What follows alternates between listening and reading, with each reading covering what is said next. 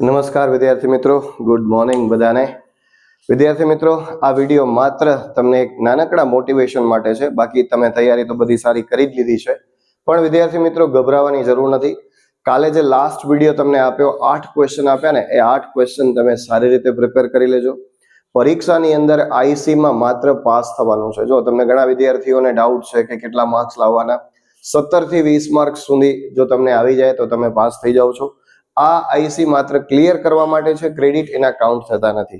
અને બીજી વાત વિદ્યાર્થી મિત્રો કે હવે પછી તમારી એક્ઝામ 24 તારીખે પીસીઈ પ્રોફેશનલ કમ્યુનિકેશન એન્ડ એથિક્સ ની છે. તો વિદ્યાર્થી મિત્રો એના માટે હું આજથી જ મહેનત શરૂ કરી દઉં છું. અને આજે આ તમારું પેપર આવી જશે, એના પછી પેપર રિવ્યુનો પણ વિડીયો આપણે કરીશું. અને પીસીઈ માટેની તમામ તૈયારી મારા તરફથી હું કરી દઈશ. માત્ર તમારે વિદ્યાર્થી મિત્રો ચેનલને સબસ્ક્રાઇબ કરવાની છે અને ગુજરાતની અંદર બી સેમ 3 ના તમામ વિદ્યાર્થીઓ સુધી આપણો વિડીયો પહોંચાડવાનો છે. બરાબર, બાકી બધું જ તમને આ યુટ્યુબ પરથી મળી જશે.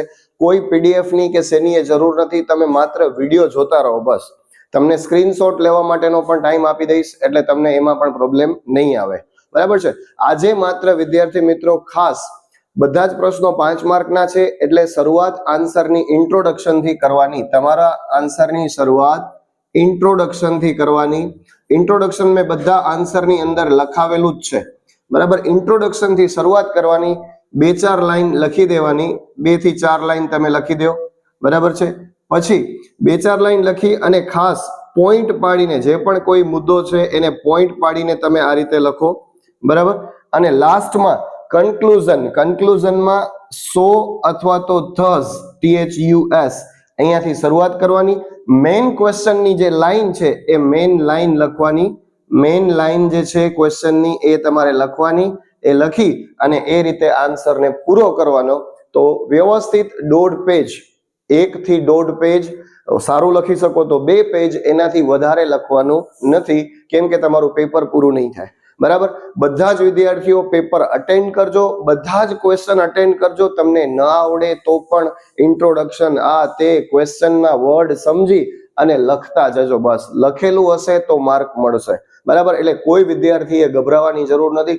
આરામથી મસ્ત કરીને પેપર લખી આવવાનું છે, બાકી પાસ તમે બધા થઈ જ જશો. બરાબર છે. અને વિદ્યાર્થી મિત્રો ઘણાએ કમેન્ટ કરી છે કે તમારો ખૂબ ખૂબ આભાર, પણ વિદ્યાર્થી મિત્રો આભાર નથી, આ એક મારી ફરજ છે કે મારા જેવા કેટલાય વિદ્યાર્થીઓ ગુજરાતી માધ્યમમાંથી ભણીને આવ્યા છે, તો એમના માટે એક આ બેસ્ટ હેલ્પ થઈ શકે એવું કાર્ય કરું છું. બાકી તો સર્વ કરતા હરતા ભગવાન છે, એટલે એના દ્વારા આપણને આ સારા કર્મ કરવા મળે છે. તો વિદ્યાર્થી મિત્રો આજે પણ તમે બસ માત્ર કર્મ કરી આવો.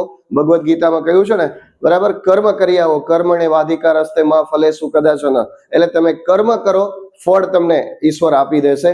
તો સારામાં સારી મહેનત કરી છે તમે, તો હવે સારામાં સારું પેપર લખી આવજો. તમામ વિદ્યાર્થીઓને પરીક્ષા માટેની શુભેચ્છા. બેસ્ટ ઓફ લક અને સારામાં સારું લખો એવી ભગવાનને પ્રાર્થના.